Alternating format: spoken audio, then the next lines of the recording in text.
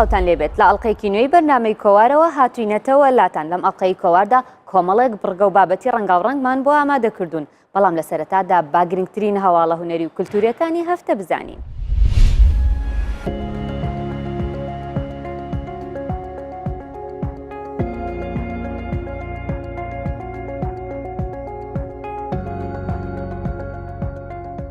لە شاری هەولێر گەلەریەکی تایبەت بە نمایشکردنی تابلۆ کرایەوە. گەلەریەکە بە ناوی ڕەنجە و لەلایەن ڕەنجدەر عەبدوڵڵاوە دانراوە بە مەبەستی زیاتر بەرەو پێشبردننی ڕەوتی هونەری لە کوردستان.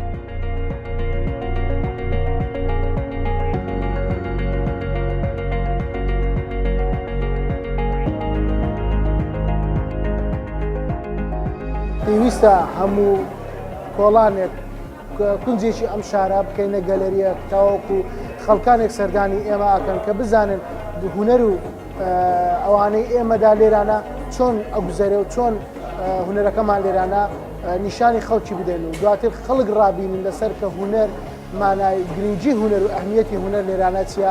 بۆیە ئەمڕۆکە پێویستە ئەم گەلەریانە زیاتر بکرێن لەم شارانە یەکێکە لە پێویستیەکانی وەکو هەر پێویستێکی کە لە ژیانی ئاسایی ڕۆژانەی خەڵکە.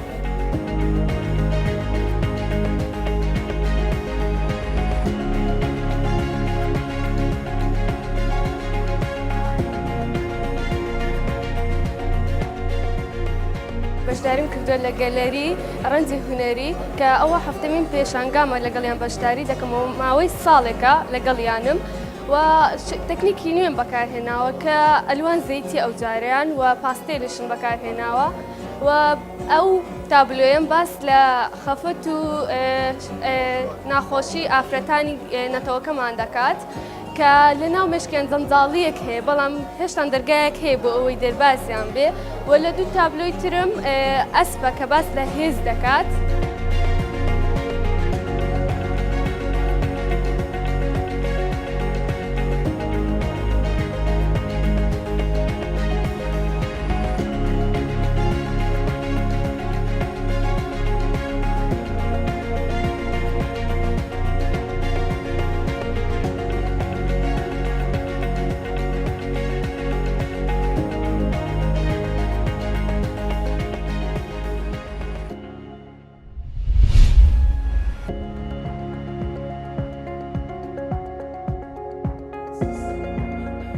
لە سیمینارێکدا میوزیسیان عەبدوڵڵا جەمال سەگرمە لە زانکۆی سلێمانی شارەکە باس لە دوایین کتێبی عەبدوڵڵا جەمال کرا و ناوەڕۆکی کتێبەکەی ڕوون کردەوە. کتێبەکە دەربارەی 12 میوزیکی فۆلکلۆری کوردیە.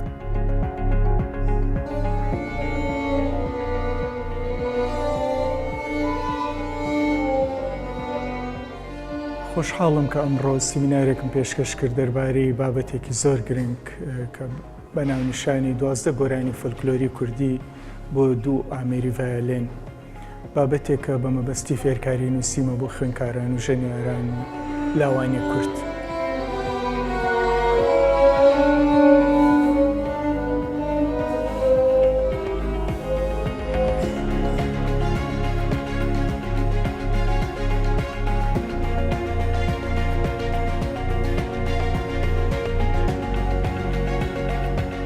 من لەو پێناوەدا نزیکەی 2 ساڵە خەریکی ئەم کارم کۆتاییم پێهێناوە ئەمڕۆ سیمینارەکەم کرد دەربارەی ناساندنی کارەکە و دەربارەی تۆزێ تەکنیکەکانی ئەو شێوازی کە بەکارم هێناوە بۆ خوێندکارەکانم بە تایبەتی بۆ خوێندکارانی لقی کۆمپۆزیشن. 3 پارچەم لەوانە تۆمار کردووە کە پێشکەشم کرد لە سیمینارەکە ئەوکانی کە هیوادارم لە ئایندەیەکی نزیکە تۆماری بکەم و بڵاویان بکەم و بێتە کتێبێکی تایبەت کە گەلێ بەسوود دەبێ بۆ خوێندکاران.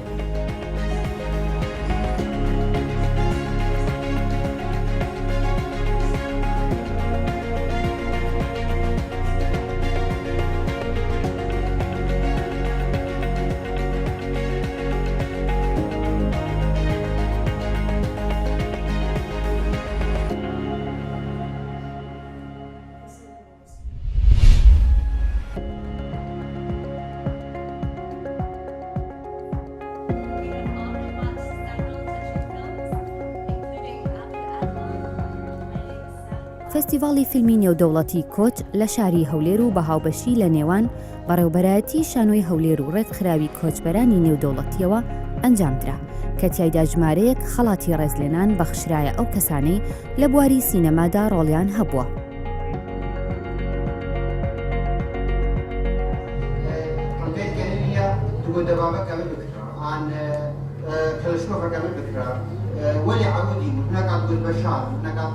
The Global Migration Film Festival, hosted by the International فستیڤاڵی نێودەوڵەتی فیلمی کۆچبەران لەلایەن ڕێکخراوی نێودەوڵەتی کۆچەوە ئەنجام دەدرێت و لە 101 وڵاتی جیاوازدا بەڕێوە دەچێت. ئەمە سێمی ساڵە لە هەولێر دەکرێت. ئەم ساڵ لە مووسڵ و بەغدا و بەسرە و کەمپەکانیش ئەنجام دەدرێت. زیاتر لە 700 فیلم هەوڵی بەشداریکردنیاندا، بەڵام تەنیا 40 فیلم هەڵبژێردران. ئەمەش بە گوێرەیەوە دەبێت کە تا چەند فیلمەکە هەوڵی گەیاندنی مانای کۆچ و کۆچبەری دەدات. مەبەست لە ئەنجامدانی ئەم فیستیڤالە ئەوەیە فیلم وەکو ئەمرازێک زیاتر بابەتی کۆچ دەربخات، ناوەڕۆک و مافی پەنابەران و کۆچبەران بپارێزرێت و زیاتر هەست بە نەهامەتەکانیان بکرێت و پێشوازیان لێ بکرێت کاتێک ڕوودەکەنە وڵاتانی دیکە.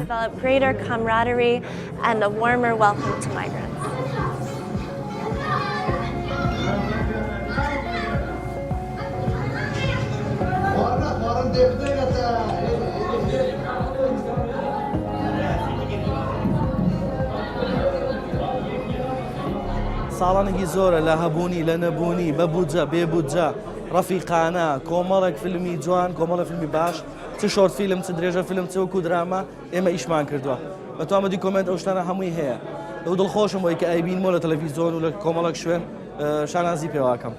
سپاس بۆ ئایۆم ڕێکخراوێکە بۆ کۆچ و کۆچبەران، سپاس بۆ بەڕێوەبەراتی سینەما کە ئێمەیان لە بیر بووە کە بەسەریان کردینەوە بەم دیاریە وات لێ کات چ بچوو بێت چ گەورە مهمەوەیە کە تۆ لە بیری خەڵکێکای لە فکری خەڵکێکای وات لێ کاک بەردەوام بیت و کۆڵ نێیت.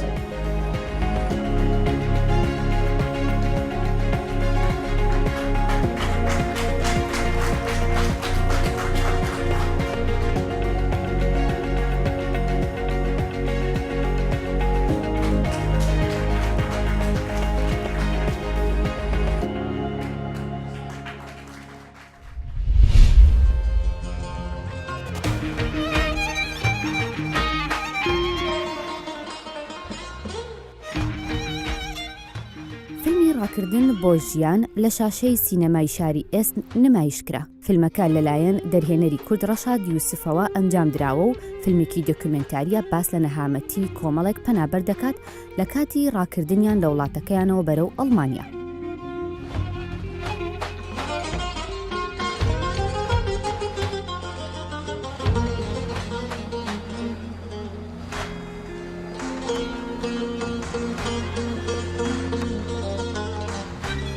پشتی پارتیین وەک CDU وەک SPD و پارتیین دن شون کەتن لە پیشا ڕاست یە ئەلمان مەدیت و بخوا مؤسساتên ئەلمانی jî dîtin کە پێویستی بە فیلمێکی هەیە و gelek çalakî hebin revî ji bo jiyanê me xwest raya giştî ya Almanya nîşan bidin ge revek ji penabere heye ji bo jiyanek baş. ئەو کەسێک ji ceng û şer reviyane ئەو kesina nehûvin ئەو kesên normalin însanên normalin mirovên normalin hêviyên wan hene ewên wan hene ji şer û ceng revîne. Seylê golê lale zarokên min haliyan tin nabû xwedê keçikek dama û çû wa meşaklê Sûrî û esna'ê ewanê meşaklê Sûrî çû qîzama.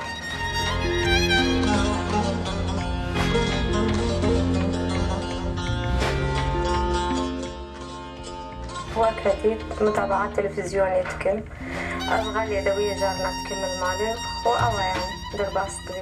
هەواڵێکی من محمد ئەقبولوت في فیلمی چێت کرد و ژمرە گۆمزگی وەرە ئەس ئالیکارێ لازمە ئەس هاتم و بڕاستی ئەس نەتزانێبووم هەگەر کو ئەزێ دەبێت سترانێن بێژی مسا ئەس هاتم و ئالیکارێ کردم پاشێ بمرە سوالێ وێ ژمرەژێ هەبوو ji ber ku ez projê bi multecîyan çêkiribûm wisa spontan çêbû yani. Bu xatir Kurdiyayetî xwe muşkilan heye. Welê derê azadiyê me ke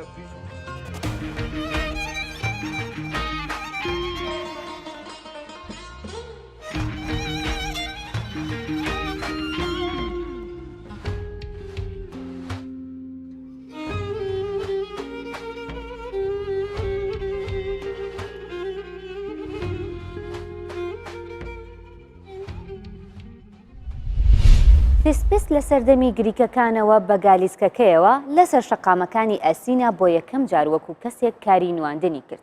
ڕۆژانە کۆڵان بە کۆڵانی ئەسینە دواتر تەواوی وڵاتی دەکرد بۆ ئەوەی لەسەر پشتی گالیسکەکەی شانۆگەری پێشکەش بکات. لێرەوە شانۆ لە ڕەوتی کۆمەڵگە لەدایک بوو. لەگەڵ هاتنی هەر قۆناغێکی جیاواز شانۆ بە بەرگێکی تر خۆی نمایش کردووە. هەڵگری پەیامی مرۆڤایەتی بووە. لەگەڵ گۆڕانکاریەکاندا جۆرەها تەوژمی تازەی شانۆیی دروست بوون. یەکێکیش لەو تەوژمانە شانۆی ڕاگوزەریە. لەم چاپێکەوتنەدا شانۆکار دیار عومەر ئەم تەوژمەی شانۆمان بۆ ڕوون دەکاتەوە و باس لە گرنگی تێکەڵبوونی بینەر دەکات لە نمایشەکاندا.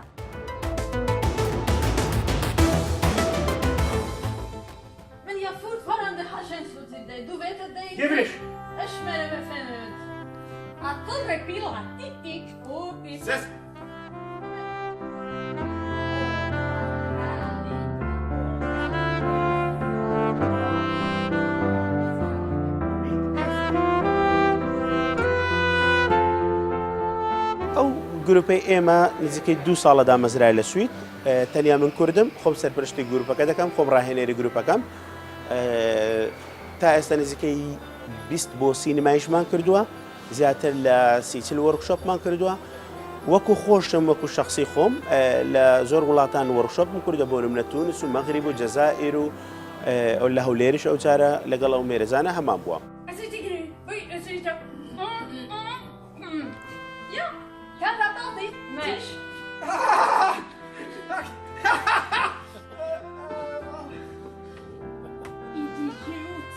ئەمە لە بەردەم دوو کێشەداین کە باس لە بابەتی شانۆی دەکەین. یەکەمیانەوە گەر بابەتێکی بیانی هەڵبژێرین ئەبێ ئاگاداری کەلتوری جیاوازی ئەو کەلتوریە بنکەمە لە کەلتورێکی لە کوردستان و لە کەلتوری یان کات و جێگای نووسینی ئەو دەقە کەلتورێکە و جوگرافیایچکەیە. ڕەنگە هەموو شتێک نەگونجێ بۆ ئێستا بەومانایانە کە لە دەقدا هەیە بەومانەیە کە بۆ نمونە هەندێک شتێ ڕەنگە لێرە باش نەبێ لەوێ زۆر تەبیعی بێ. هەندێک نمایشەیە لە هەندێک دەقەیە لە هەندێک بیرۆکەیە هەندێک هەڵسوکەوتەیە کە کارکتەرەکان یان ئەکتەرەکان ئەیکەن لە دەقیق نمایشێکی ئەوروپی زۆر ئاسایی بێ ڕەنگە لێرە ئاسایی نەبێ ڕەنگە لەوێ نوکتەیەکە بێ بە جۆرە لە جۆرەکان کۆمیدیا بێ بەڵام لێرە نوکتە هیچ مانان نەداتن. Jag vill alltid vara dig nära.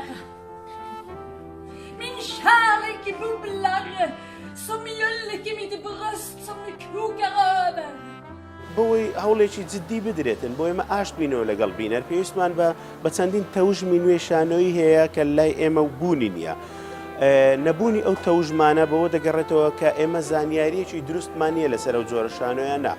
بە تایبەت دەتوانین برێن لە شانۆی ڕاگوزەری شانۆی ئێرتیجال یان لە شانۆی فۆرم تیاتەر شانۆی ستەملێکراوان کە شانۆیەکی جەماوەریە کە لە ڕێی خەڵکەوە خەڵک بینەر خۆی کاریگەری ڕاستەوخۆی هەیە لە بابەت لە دەست نیشانکردنی بابەت ینی بینەر دێ چاوەڕێی بابەتێک تازە ناکە بینەر خۆی لەوێ بابەتەک هەڵ دەبژێرێ.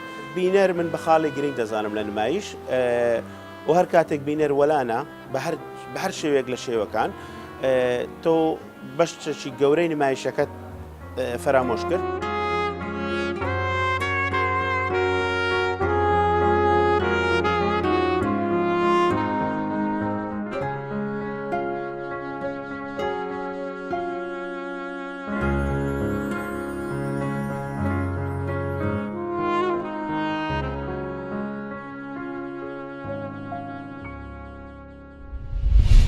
شاعیر کاتێک باڵی خەیاڵی ئاوەڵا دەکات هیچ سنوورێک نامێنێ بەرامبەر بە گزارشکردنی لە هەستەکانی.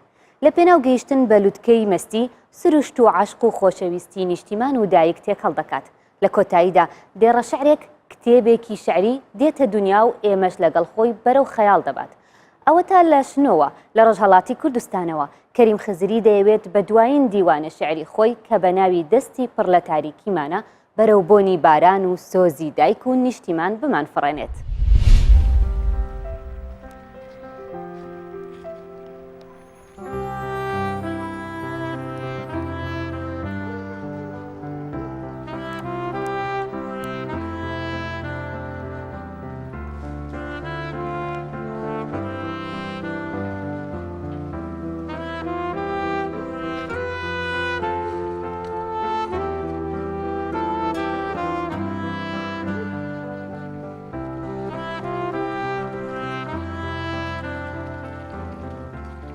ئاسمان دڵپڕە لە لایەلایی باب و هەورەکان لە سنووری سێبەر و هەوردا گیانە من یادی غوربەتی تۆ دەکەم بار ساڵەتی سنووریش ڕووخابێ ڕۆژێ سەد جار دەگرین و هەر نامرم ئەمە ڕازی سەفەری بارانە لە دڵتەنگی ئەم خاکەدا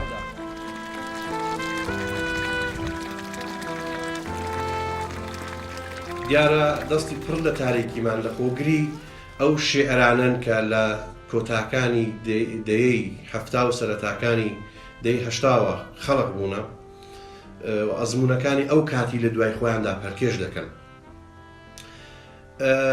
ئەمن پێم وایە هەر چەشنە پێناسەکردن و واتادارکردنێکی جیهانی شێعری واتا و پێناسەیەکی خزۆک و لەرزۆکە. جیهانی شێعر جیهانێکی لە بنج و بناوانەوە ڤەگەڕ و قەیراناوی و گەڕۆکە. ئەلبەتە قەیران تایبەتمەندی شێعرە، ئەوە سروشتی شێعرە. شاعرێک باوەڕی بە قەیران لە شێعردانەبیت لە دۆخێکی ڕاوەستا و چەقبەستونە گۆڕدا دەمێنێتەوە. کۆمەڵە شێعری دەستی پڕ لە تاریکیمان لە خۆگری 2 دەفتەر و 3 جۆر تاقیکاری زوبانی لەنێو ئەو 2 دەفتەرە شێعرەدا هەیە. دیارە ئەو هەوڵانە لە پێناوی ناسینی جیهان و ئەمری واقعەوە دەست پێ دەکەن و بەرەو نیشتە جێبوون دەنێو زوباندا خۆ دەبیننەوە. دەستی پڕ لە تاریکیمان لە قۆناغی یەکەمدا لە دەرەتانەکانی واقع دەگەڕێ و وردە بەهۆی ئەوەی کە پێی بە ئەوە دەبات کە دەرەقەت و دەروەستی ئەمری واقع و جیهان نایەت ئەو بەستێنە بەجێ دێڵیت و بەرەو قۆناغی دووەم لە فەزا و کەش و هەوای شێریدا هەنگاو دەنێت. لەو قۆناغەدا هەوڵی دەستنیشانکردنی ئەمری واقع بە شێوەیەکی بارستاییمەند دەدات.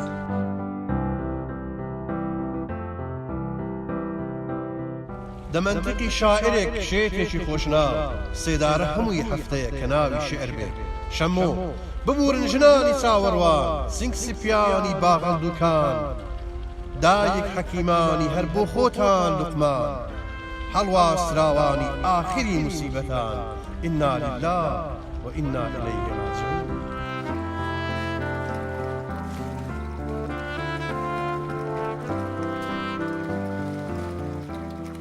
سامۆل بێکێت لە خۆڕانە بوو کە دەیگوت هونەرمەند بوون یانی شکست خواردن، ئەوی شکست خواردنێک کە کەس هێز و توانا و بوێری ئەزمونکردنی ئەوی نییە، ئەو شکستەی نییە. ئەو هەوڵە بۆ دەربڕین و ناچاربوون لە دەربڕین و ناتوانین لە دەربڕینش لەلایەکی دیکەوە ئاکامەکەی دەبیتە ئەو شکستەی کە بێکرد ئاماژەی پێ دەکات. لەو دۆخە قەیراناویەدا دەستی پڕ لە تاریکیمان لە ئەساس و بنج و بناوانەوە هەوڵێکە لە دەستەمۆکردنی جیهان بەرەو قەرەنتینەبوون دەنێو لاپەڕەکاندا.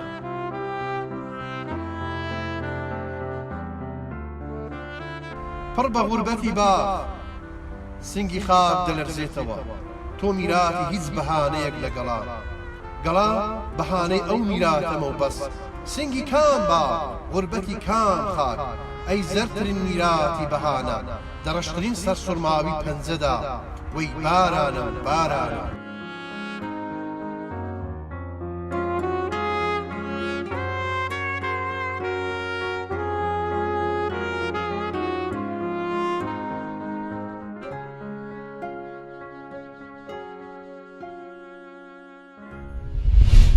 لە ڕێگەی عەشقەوە نەهامەتیەکانی کورد مێژووینەتەوەیەک بە جۆرەها شێوە باسییان لێکراوە، بەڵام کاتێک لە ڕێگەی کتێبێکەوە کە بە زمانی عەرەبی بڵاو ببێتەوە و باس لە ڕووداوەکانی سەدەی 20ەمی ئەنفال و شۆڕش و جینۆسایدی کوردانی فەیلی بارزانیەکان و هەڵەبجە و ڕاپەڕین عەشق و خۆشەویستی خودا تێکەڵ بە سەردەمی عەتاری نەیشابووری دەبن کە 1000 ساڵ لەمەوبەر ژیاوە، ئەمەیان جیاواز دەبێت لەو کارانەی پێشتر کراوە.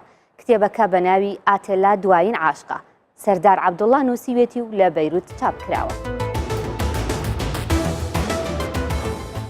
إني نويت لك الصلاة وها أنا أتخلع لتجلى في عشقي الجنوني فاطمة إلهي إنني أتضرع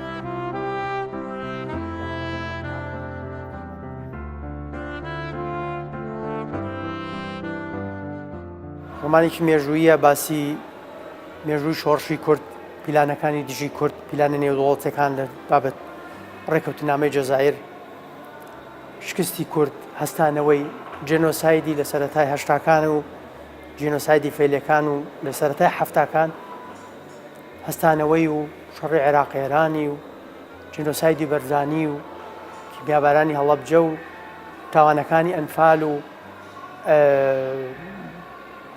داگیرکردنی کۆیت و ڕاپەڕین و کۆڕە و هەموو ئەمانەم لێرە باس کردووە. بەڵام لێرە ئەم فەزای ئەم ڕۆمانە فەزایەکی سۆفیانەیە. فەریددینی عەتار کە سۆفیەکی شاعری گەورەیە 1000 ساڵ لەمەوە پێش ژیاوە حزوری لەناو ئەم دەقەیە هەیە کە دەقێکە باسی 20 ساڵی مێژووی 20 ساڵی سەدەی 20.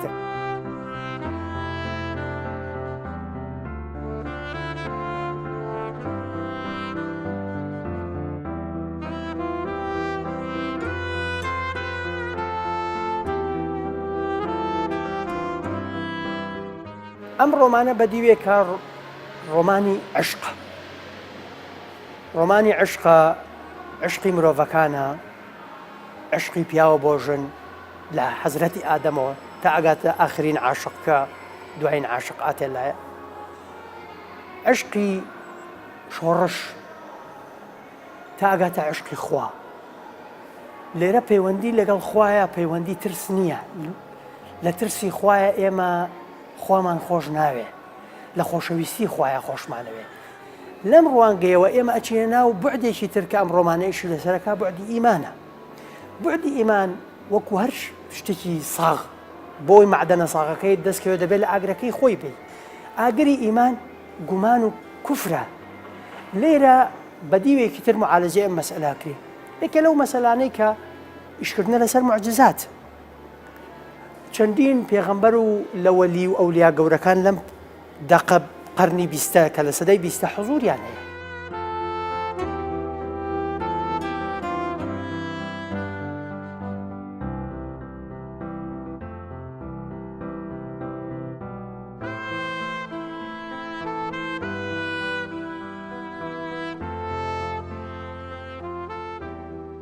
لە ڕاستیە نزیکی یان بە تەحدید 488 لاپەڕە ڕۆمانێک هەموو ئەم وەزعانە تێکەڵ کابەیەکا و تێکەڵەیەکی سەیری لێ دەرکات لە ئەفسانە، لە ئاین، لە ئیمان، لە کوفر، لە واقع، لە مێژوو، لە عشق، لە پێشمەرگایەتی، لە شۆڕش.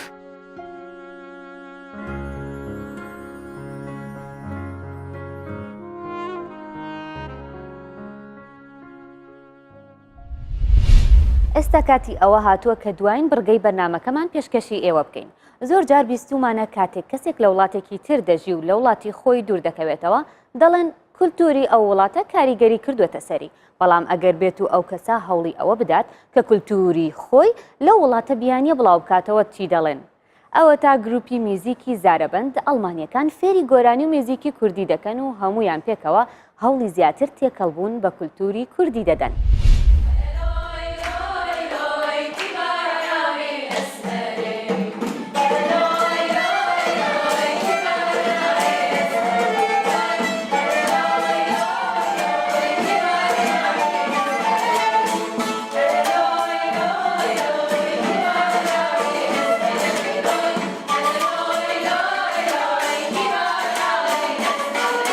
Natürlich bedingt durch die sehr unterschiedlichen Kulturen der Frauen singen wir in sehr بێگومان هەوڵ دەدەین خانمانی ئێمە بە زۆرترین زمان گۆرانی بڵێن و کولتورەکان تێکەڵ بکەین.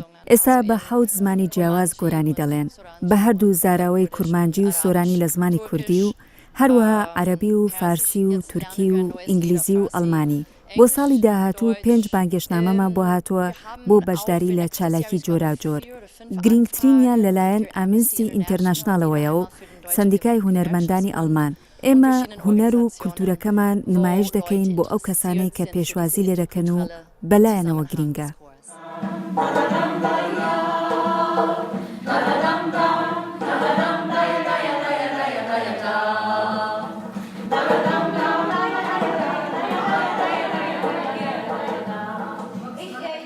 نێزیکە ساڵێکی ئەم بگروپە زارە باندرا کاردکن ئەوکە کۆرالێن ژنان نەرینا مندا تشتێکی جودایە و مرۆڤ سترانین فلکلۆر برەنگێکی نوژەن پێشکەش بکەی تایبەت بووناوێژی و تەبلیمە هەنا ژنێن ئەلمان ژنێن ژنەتەوێدی و فێری سترانی کوردی دبن و ئەم دکارنجی